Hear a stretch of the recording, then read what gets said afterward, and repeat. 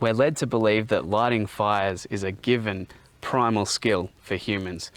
But tell that to all the city folk who work in an office 9 to 5 and come home and cook on an electric cooktop. Perhaps you've just bought a fire pit. Perhaps you're wondering whether you're doing it right. I don't know whether I'm doing it right, but for an easy, convenient way to do it, to enjoy your fire experience, this is how I've come to do it. Once you've got an initial spark from an ignition source, fire requires fuel and oxygen to sustain itself. There's 3 types of fuel that we talk about. The first is tinder. Tinder receives the spark and then creates an initial flame in order to build the fire up from there. Kindling. Kindling is anything from small twigs up to sort of decent sized sticks. Thicker kindling can create nice coals for cooking. So sort of half an hour, 45 minutes, I find if you've got these size logs on little sticks, that can create a bed for cooking. And then you go into kind of the logs or the real fuel for the fire, which create lasting heat, lasting coals, but take a really long time to burn down. Just a quick side note, a conventional way to light a campfire on the ground is to build it up, light it, and then walk away more or less. I find that with the shape of the fire pit, it's not easy to translate this to the fire pit, so I tend to build it up slowly, one level at a time. Old leaves, bark, other plant debris are an excellent source of natural tinder, but you've got to get a good flame going for the kindling to catch, and it can be a bit tricky, especially if it's damp. And the other thing I find is it tends to smoke a lot. So if you want to kind of skip the smoke and skip the hassle of getting a sort of sustainable flame going with your tinder, then a technological advancement is the fire lighter. So I use a fire lighter instead of using tinder and just put the fire lighter in under those small kindling twigs and start from there.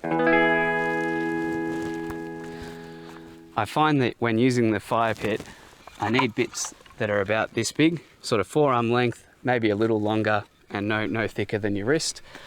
These are kind of the bridging that start getting you really nice cooking coals between the bigger twigs and the big sort of hardwood logs to burn for a long time.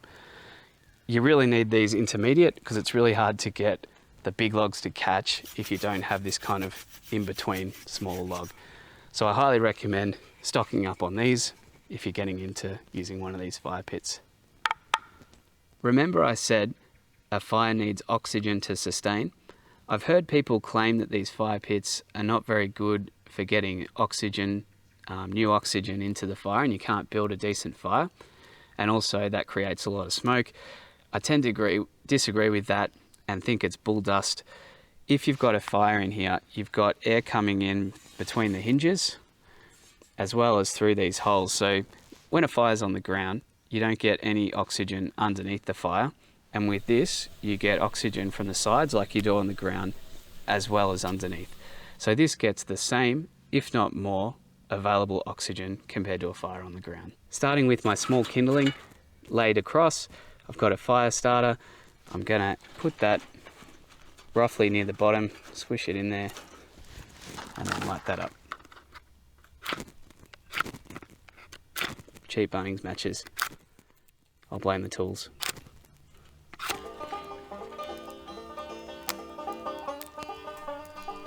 That's starting to go. Put on some of the bigger kindling. Start sprinkling that on.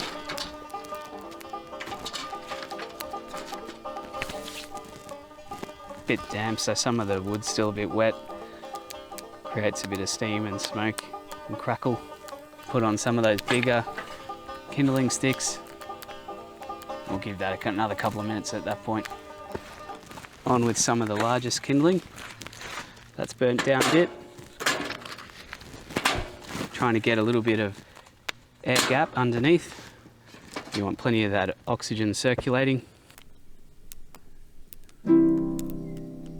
And that is enough to cook with.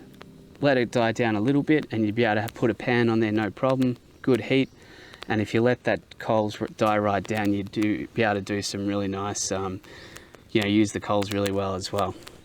From here, you're adding the bigger logs, starting to get into the chunky stuff to give you that all night heat for stargazing, stories around the campfire, cold Melbourne winter's nights as it be.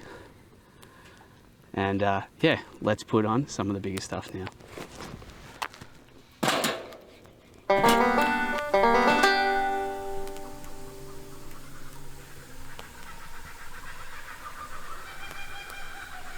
It's okay to put on some kindling just before you put on some big logs, just so you get another hit of flame and heat so that the big logs catch a bit quicker. So that's okay to do. Just put these big ones on.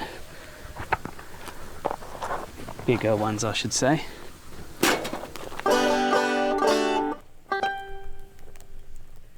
This is my calibrated bit of plywood that I use for fanning the fire.